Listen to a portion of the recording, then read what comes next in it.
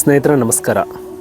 ಭಗವದ್ಗೀತೆಯ 15ನೇ ಅಧ್ಯಾಯದ 19ನೆಯ ಶ್ಲೋಕಕ್ಕೆ ನಿಮಗೆ ಸ್ವಾಗತವನ್ನು ಕೋರ್ತಾ, ಯೋ ಮಾಮೇವಂ ಅಸಮ್ಮೂಢೋ ಜಾನಾತಿ ಪುರುಷೋತ್ತಮಂ ಸ ಸರ್ವವಿದ್ ಭಜತಿ ಮಾಂ ಸರ್ವಭಾವೇನ ಭಾರತ.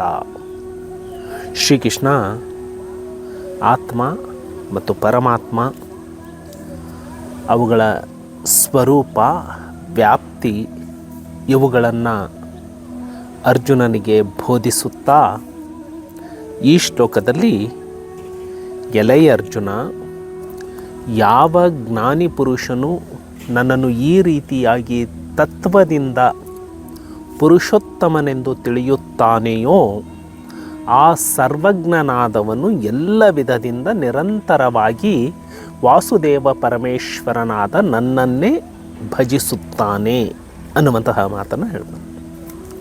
ಸೊ ಯಾರು ಜ್ಞಾನಿ ಪುರುಷ? ತನ್ನನ್ನು ತಾನು ತಿಳಿದುಕೊಂಡವನು ಜ್ಞಾನಿ. ಆದರೆ ಕಾಲಾಂತರದಲ್ಲಿ ಜ್ಞಾನಿ ಅನ್ನೋದಕ್ಕೆ ಅರ್ಥ ಬೇರೆಯಾಗಿದೆ. ಬುದ್ಧಿವಂತನನ್ನು ಜ್ಞಾನಿ ಅಂತ ಹೇಳಲಿಕ್ಕೆ ಶುರು ಮಾಡಿದ್ದೀವಿ. ಸೊ ಕೆಲವೊಂದು ಕಡೆ ನಾವು ಓದಿರ್ತೀವಿ, ನಿನ್ನನ್ನು ನೀನು ಅರಿ, ನಿನ್ನನ್ನು ನೀನು ತಿಳಿದುಕೋ ಅಂತ. ಅರಿವೇ ಗುರು ಅಂತ. ಅರಿವು ಅಂದರೆ ಸತ್ಯದರ್ಶನ, ಜ್ಞಾನ, ಅದೇ ಗುರು. ಇಲ್ಲಿ ಜ್ಞಾನ ಅಂದರೆ ತನ್ನನ್ನು ತಾನು ತಿಳಿದುಕೊಂಡವನು, ಆ ಅರ್ಥದಲ್ಲಿ ನೋಡಬೇಕು. ಬುದ್ಧಿವಂತರು, ಪದವಿಗಳನ್ನು ಗಳಿಸಿರುವಂಥವರು, ಹುದ್ದೆಗಳನ್ನು ಗಳಿಸಿರುವಂಥವರು, ಅವರೆಲ್ಲರೂ ಬುದ್ಧಿವಂತರು. ಆದರೆ ಆತ್ಮ ಸಾಕ್ಷಾತ್ಕಾರ ಮಾಡಿಕೊಂಡವನು, ಆತ ಪದವಿಯನ್ನು ಪಡೆದಿರಬಹುದು, ಪಡೆದೇ ಇರಬಹುದು, ಅಕ್ಷರವನ್ನು ಕಲಿತಿರಬಹುದು, ಕಲಿದೇ ಇರಬಹುದು. ಕನಕದಾಸ, ಕಾಳಿದಾಸ, ಶಿಶುನಾಳ ಶರೀಫ ಇವರು ಆತ್ಮಜ್ಞಾನಕ್ಕಾಗಿ ಯಾವುದೋ ಯೂನಿವರ್ಸಿಟಿಗೆ ಹೋಗಿ ರಿಸರ್ಚ್ ಮಾಡಿದವರಲ್ಲ, ತಮ್ಮ ಒಳಗೆ ತಾವು ಪ್ರಯಾಣವನ್ನು ಮಾಡಿದವರು. ಹಾಗಾಗಿ ಇದನ್ನು ತತ್ವದಿಂದ ಮಾತ್ರ ತಿಳಿದುಕೊಳ್ಳಬಹುದು. ಪುಸ್ತಕವನ್ನು ಓದಿ ತಿಳಿದುಕೊಳ್ಳೋದಕ್ಕೆ ಆಗೋದಿಲ್ಲ. ಇನ್ನೊಬ್ಬರ ಮಾತನ್ನು ಕೇಳಿ ಇದನ್ನು ತಿಳಿದುಕೊಳ್ಳಲಿಕ್ಕೆ ಆಗೋದಿಲ್ಲ. ತೀರ್ಥಕ್ಷೇತ್ರವನ್ನು ಮಾಡಿ ಇದನ್ನು ತಿಳಿದುಕೊಳ್ಳಲಿಕ್ಕೆ ಆಗೋದಿಲ್ಲ. ಅವೆಲ್ಲವೂ ಪ್ರಾರಂಭದ ಮೆಟ್ಟಿಲುಗಳು ಆಗಬಹುದಷ್ಟೆ. ಸತ್ಯದರ್ಶನದ ಮಾರ್ಗಕ್ಕೆ ಓದುವಂತಹ ಗ್ರಂಥಗಳು, ಮಾಡುವಂತಹ ತೀರ್ಥಯಾತ್ರೆಗಳು, ಮಾಡುವಂತಹ ಆಚರಣೆಗಳು ಮೊದಲ ಮೆಟ್ಟಿಲಾಗಬಹುದು ಅಷ್ಟೆ. ಆದರೆ ನಂತರದ ಪ್ರಯಾಣ ಅದು ತತ್ವಶಃ ತಿಳಿದುಕೊಳ್ಳುವಂತಹ, ಆತ್ಮವನ್ನು ಅರಿತುಕೊಳ್ಳುವಂತಹ ಧ್ಯಾನದ ಪ್ರಯಾಣವೇ ಆಗಬೇಕು. ಅಂಥವನು ಜ್ಞಾನಿಯಾದವನು ಅಂತ. ಆತ ಹುದ್ದೆಯಲ್ಲಿ ಇರಬಹುದು, ಇಲ್ಲದೇ ಇರಬಹುದು. ಆತ ಕೂಲಿ ಮಾಡುವಂಥವನೇ ಇರಬಹುದು, ಆತ ಬಡವನೇ ಆಗಿರಬಹುದು. ಆದರೆ ಯಾರು ಆತ್ಮಜ್ಞಾನವನ್ನು ತಿಳಿದುಕೊಂಡಿರ್ತಾನೆ ಆತ ಜ್ಞಾನಿ. ಅಂತಹ ಜ್ಞಾನಿ ಪುರುಷ ಎಲ್ಲವನ್ನು ತಿಳಿದುಕೊಳ್ತಾನೆ.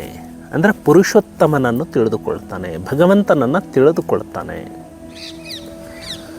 ಅಂತಹ ಸರ್ವಜ್ಞ ಯಾವಾಗ ಈ ನಿಸರ್ಗದ ನಿಯಮವನ್ನು ತಿಳಿದುಕೊಂಡ, ನಿಸರ್ಗದೊಂದಿಗೆ ಏಕೀಭವಿಸಿದ,